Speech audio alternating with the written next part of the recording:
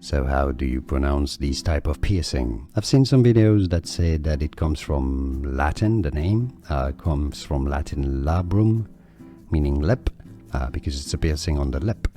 Yeah, if it was Latin, it would be labret, but it came from Latin, but through French, and in French, the T at the end is silent, and that's actually where the T comes from in the name. You know, Latin didn't have a T there, so Labret, yeah, that's how you'd say it in French, Labret.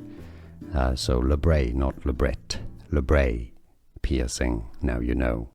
So how do you pronounce these type of piercing? I've seen some videos that say that it comes from Latin, the name comes from Latin labrum, meaning lip, because it's a piercing on the lip. Yeah, if it was Latin, it would be labret, but it came from Latin, but through French, and in French, the T at the end is silent, and that's actually where the T comes from in the name. You know, Latin didn't have a T there, so Labret, yeah, that's how you'd say it in French, Labret. So Labret, not Labret.